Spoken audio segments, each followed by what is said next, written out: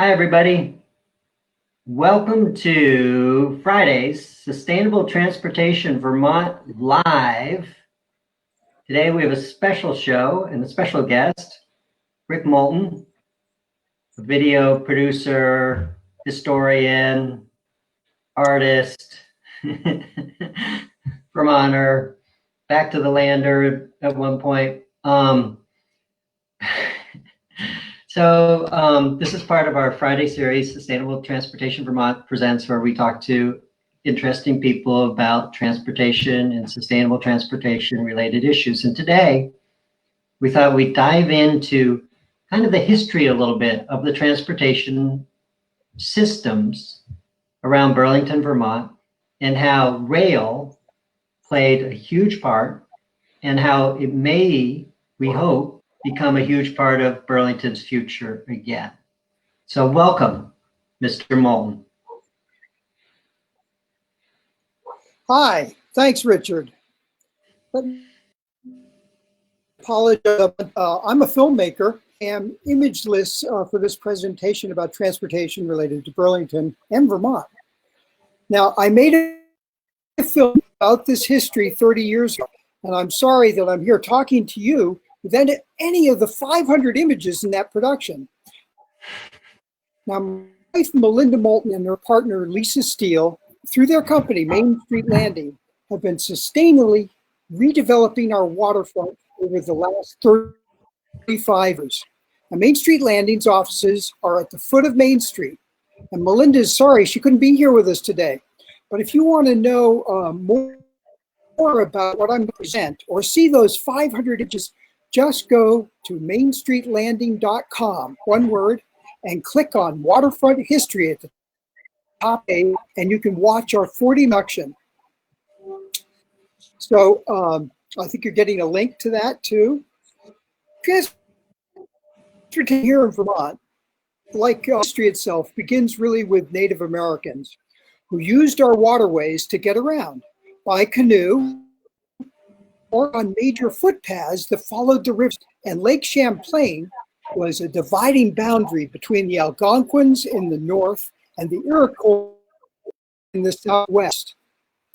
Now, as it seems, in 1609, Henry Hudson came up from New York, up the river, bearing his name, claiming land for the Dutch. At the exact same time, in 1609, Samuel Champlain was descending from the St. Lawrence, from Quebec City, and he found the Richelieu River, and he claimed Lake Champlain for the French. So from both directions at the same time, year, both these great waterways were explored, and this north-south thoroughfare between New York and Montreal was discovered. And this set the stage for a confrontation between two great empires of that era. This conflict would last over 150 years, battling back and forth for who had control this water. Now, moving right along, did anyone see the movie Last of the Mohegans? Okay, the date of that is 1759. And it's towards the end of the French and Indians. And to give a sense of the scale of what was going on right here on this lake, I would like to tell you that over 14,000 combatants fought at Fort Ticonderoga when the English lost to the French in the next year, 1758. Now, the preeminent world powers, the superpowers of their day, were battling right here for this north-south highway, right on our lake. Now, it didn't end with the French and Indian Wars. The contested areas in Vermont, rife with Indians after the French and Indian Wars, and in the Revolution, we had the Battle of Valcour Island. A huge naval action, and really, in many ways, decided Saratoga, which would take place the next year. Benedict Arnold delayed the British in a heroic feat. And then we had 30 years of peace after the Revolution. And because of transportation, Burlington settled from the lake inward. Roads led up from the lake and led east into Vermont. And Burlington became the prominent lake port. In a sense, people referred to Burlington as New England's West Coast. If you're on King Street, it's named after a fellow named Gideon King, who was, think of him as a sailing or boating baron who owned hundreds of Champlain sailing sloops. And then if you also note on Battery Street, you'll see stone, what were warehouses or ice houses, were there to hold agricultural things that were going to be shipped by water from Burlington.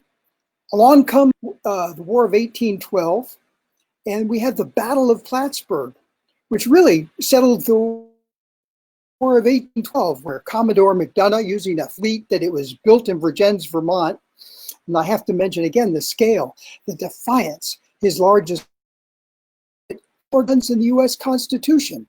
Now, McDonough started building his fleet in Shelburne Bay at what would become the Shelburne Shipyard. But the British sailed down from St. Louis, bombarded his barracks, which were up in the north end of Burlington. Hence, we have Battery Park. When they shipped to Burlington, he moved down Falls of Vergennes in the safety of Otter Creek. Now, after this War of 1812, commerce flourished. Fortunes were made importing people and goods on Lake Champlain, and the city of Burlington really came into its own. There were lumber booms. First, others would construct a large barge of cleared trees and float down with a tent on the middle of the raft and sell the lumber. And when this boom was over, there were huge logging drives that came out of Canada and were floated down to Burlington.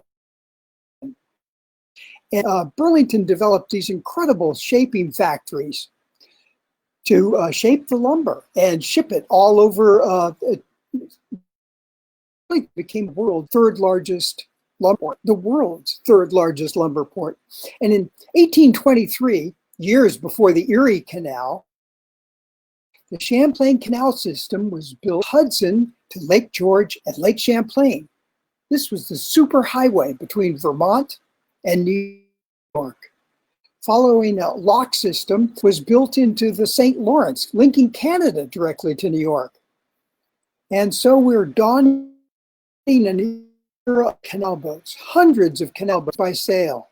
Think of Lake Champlain Museum's Lois McClure, if you've ever seen that on the lake, the exact production of a canal boat. They could be no wider than the canals were. They were long and thin.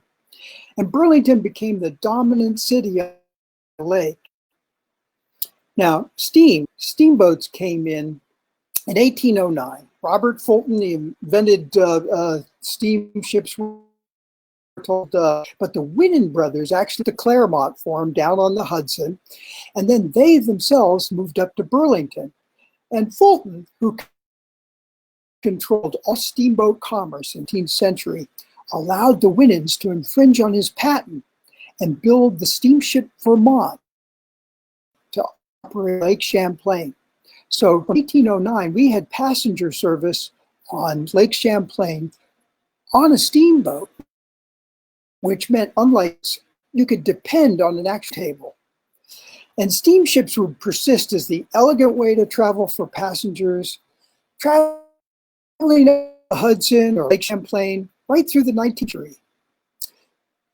But by 1849, two major train lines approached Burlington. The first Rutland Railroad ran up the west side of the state, coming into Burlington's waterfront right along the lake.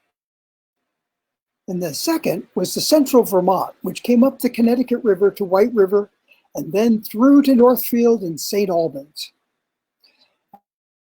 This settlement pattern shift, where they had been happening along waterways, they now became settlements around train junctions. So you actually had a town, and then you'd have a junction, like Essex Town, and Essex Junction. Now, I said the central Vermont, the CV, came up through to St. Albans, and as close as it got to Burlington was Essex. And in that sense, the Rutland had a real advantage because they were right on the waterfront, able to ship all this lumber and all these other things being constructed. We had granite sheds and marble sheds, and all of this was taking place on the waterfront. So the CV was desperate for the waterfront, and they built a spur through what was called the gully. And you have to understand, Burlington's from the lake. There was this gully that separated it from the hinterland of Vermont. There were 3 principal bridges over that gully, and the central Vermont decided to run their tracks through the gully. Now, if you get down to the library along College Street, you'll find that there's a gully on the backside of that, or behind City Market. There you can see how the great gully existed, and the train actually ran College Street, and then the central office was on the corner of St. Paul and King Street. It wasn't really convenient. Every time it rained, the CV was flooded. And you have to understand that they were desperate to get a real way to the waterfront. So right after the Civil War, they construct this huge tunnel underneath North Avenue. So they link the Intervale right to the through underneath North Avenue to the waterfront. And they actually teamed up with the Rutland, and the 2 railroads built a giant brick structure at the foot of College Street, right across from where Skinny Pancake is today. This was a huge building with 2 great towers, one lighthouse at the top. It had 5 brick arches, so the tracks were tall enough, and these arches were tall enough so the towering funneled steam trains could fit right in there, and you could have 5 trains arriving or departing at the same time. And the tracks for horse trolley right into the building so that you were connected to the city and could get uphill. So Burlington continued to grow from the lake up. And in 1869, when the Golden Spike was driven connecting the country by rail, the Union Pacific's locomotive at that point was made by the Rutland Railroad right here in Rutland. Now, to try to give you a sense of the national status of these 2 railroads, the house in Rutland had 6 coming in under a dome structure that was larger than our State House dome.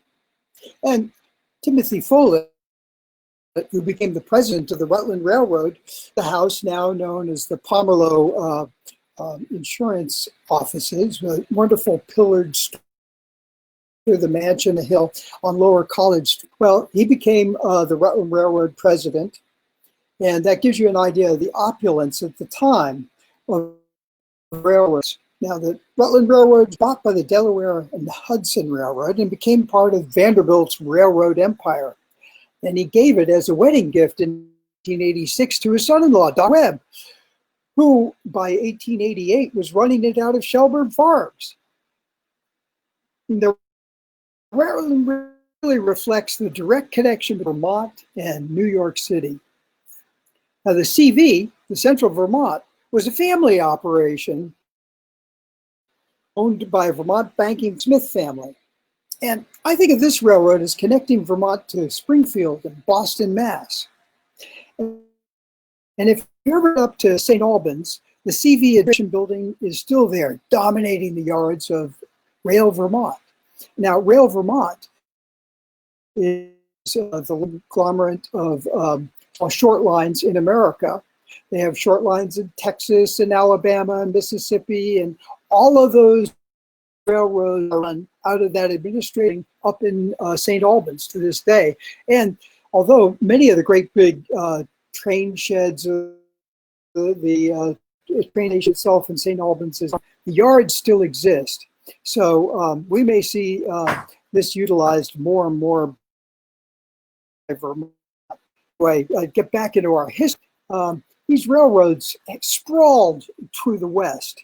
For example, the Rutland had freighters, steam freighters on the bringing agricultural bulk to their railroad to ship east. And CV was the strongest through connection to Canada in the east. So what happened to reverse all this looking up into Vermont from the lake, the settlement pattern from the lake inward? Well, there's one word answers that for you: the automobile. When the automobile appears on the scene in about 1920, things start to change. And by the mid-20s, it's dramatic. Roads have gone everywhere. And the only thing that's happening on the lake, the steamships, elegant steamships, are cut up into ferries, and that's not, so they're jettisoned for diesels. And the only thing that the lake or way and canals are used for really is transporting gas and oil up into Vermont. And the roads suffer the same fate. The last passenger service in Burlington was in 1953. So rail is diminished. We see the whole sprawling industrial harbor or waterfront just turned really into a junkyard, and just in such serious decline by the end of the 60s. And that's when Main Street Landing began its redevelopment of the waterfront. We look at our park today, and far a recreational place. It's dominated by industry anymore. So what's going to happen? I think one thing that's really exciting is rail coming back. It's taken 20 years, but by this time next year, you could see a train running from Union Station, which hasn't happened on a regular basis since '53, running right down into Penn Station. And so we're looking forward to that. I'd be glad to talk about that further. The punchline, I think, is I'm on the Governor's Rail Council, so I have some inside information how that is all developed, how it brought along the Western Corridor. The CV is now the Rail America's operation, and it's running. We have the Vermonter, as you know, and the Ethan Allen, and the Vermonter runs on those CV tracks down the Connecticut through called the Education Corridor now, through Springfield and Hartford, down to New Haven, on to side of New York City. But we're going to have the Ethan Allen come all the way up from Rutland and come to Burlington, and just needing to finish the tunnel at Middlebury to make it really possible. And that work is slated to be done. Who knows? COVID has slowed it down. Done in January. By January of this year, we'll see. Maybe put off a year, but after waiting 20 years, that's not bad at all. So I'm happy to try and answer questions and go on. For you, any perspective you'd like on the waterfront. Thank you, Rick. And transportation. Yeah, thank you, Rick. Thanks for walking us through that a little bit. It's probably hard for sort of recent folks to Burlington to envision how industrial and unfriendly and unhospitable the waterfront was there in the early 60s when Melinda Moulton and her collaborators started taking it out. I happen to have this book by Rick Sharp, who takes us through some of that story, and maybe Brianna can find us. I know, Rick, you have these fabulous photos in that slideshow, but it was there, as Rick said, at one time that waterfront was one of the busiest in the world, in the country anyway, and then it became really, really run down, and we had all these oil tanks that were all this oil was stored on the waterfront, and to go to the waterfront, you had to go through barbed wire. Am I right? It was just a really unpleasant place to be.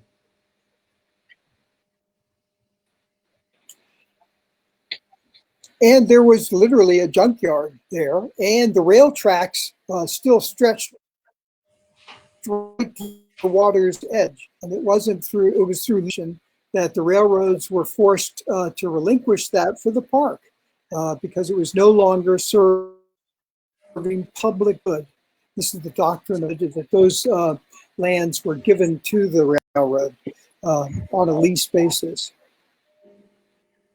So, not only was it it was by the railroad recently to try and sprawl the rail north.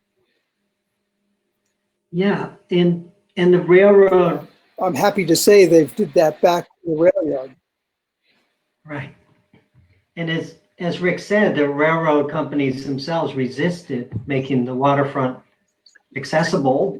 This beautiful place that it is, that so many people are working so hard to kind of restore and bring back the vitality. But the really exciting thing, Rick, that you're talking about, and Melinda Moulton, I know, has worked so hard on this for so long, is to bring back this vision of passenger rail again, going into Main Street Landing. Like, here's an actual photo. I don't know if Amtrak just tested this once, but the vision is that you would be able to get on a train at Main Street Landing there in Burlington and be in New York City in 5.5 hours. Can you talk a little bit more about that? Because we have one person asking us a question. What is that possible timeline, and how can people in the sustainable transportation world help support making that happen?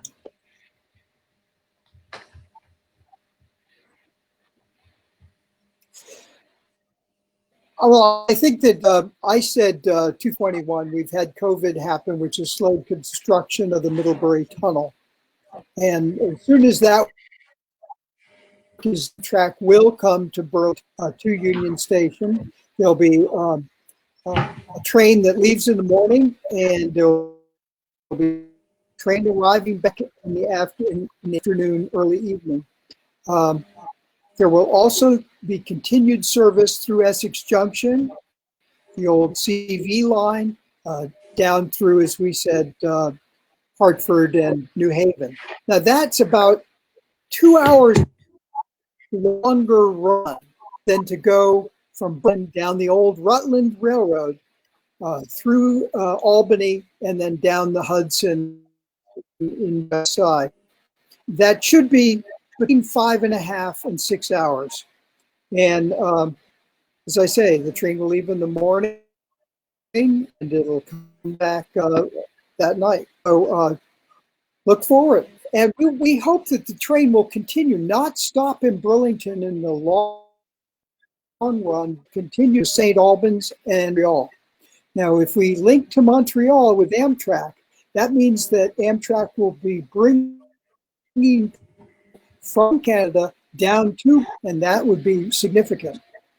So those plans and negotiations are really far with Quebec, so that there would be border crossing would actually customs take place in Montreal and in St. Albans. So the train would be sealed going through the border and not have to stop. But there's a new platform and maybe even station would have to be constructed to deal with those customs things. So until there's a change in the administration in Washington, Quebec has told us they do not want to proceed on such construction. Amazing. I do. It feels like, Rick, though, everything might be kind of at this moment of change where people are rethinking this stuff. And because of COVID, people are spending more time at home, and maybe they're thinking, maybe I don't like being so dependent on the car for everything. And maybe there are other ways that we could get around. I know that in Sustainable Transportation Vermont, we're noticing more people are cycling and more people are walking. and more people are, I don't know, maybe thinking a little less about having to drive everywhere. So trains, where you can get to Burlington and then you have this option of going to Quebec and to New York City. Just so exciting. Well, and think of the demographics in the 1800s, 1900s, I'm sorry, around where the train stops were. These junctions became real. Essex Junction is the classic example. But people built and lived near the railroad track, near the station stops, and your development take place around those areas. So with Amtrak stops, we'll have I think there's one in Virgins, one in Middlebury, of course Castleton, Rutland. We'll see development spring up, I think, close to those areas where the train stops. There are visions for commuter service on rail, heavy rail here in Vermont. Dorf has purchased the only Budliners in the country. I think he has 15 of them. That's a double-ended stainless diesel operated car that can go either way. It can go, it doesn't have to turn around. Like turning a train deal, you need a special Y track to actually turn a train. So having a bus has obvious advantages. It can go down one way and then come back the other. And Dave purchased at his own expense cars, and I think the car already in running shape. And he envisions having commuter links on rail between Pillier and St. Albans, with stops at Essex. And from there, he could Y into Burlington and south to Rutland. So he's hoping to get support from the transportation department and go forward with a Bud commuter. And this may happen in Vermont in the next decade. It's certainly something I think that would change where people settled if it would. Frequency makes all the difference. One train coming through can provide a link. We do see people commuting in Randolph, for example, to White River Junction and back again on. So that has gone on using the Vermonter. But, that's not like having a Bud Line service that would be running every other hour. So, Rick, I think we're going to stop there because we are having some technology challenges. But I want to remind people that we've posted here a link to this full presentation. If you want to say anything more about what's in the presentation or other resources that people should think about, and then we'll turn it over to Brianna to tell us what's next. Rick, anything more you want to add before we, and Brianna's showing us here where the link is. No, I just, I'd encourage you to look at Main Street Landing's website. And I think that there's we're going to see rail service in Vermont within the next year or two at the most. Increased rail. I mean, there is the Vermonter. It takes 7 hours to get to New York. Thank you, Rick. Richard. It's been fun with you. Thank you. And what's next, Brianna? Let us know.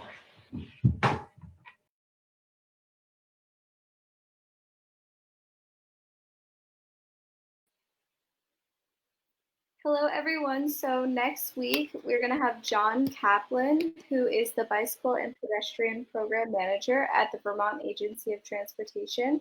And he's going to be talking about ways that low-cost improvements can make biking and walking more safe. So tune in next Friday at noon to hear John Kaplan talk more about this topic.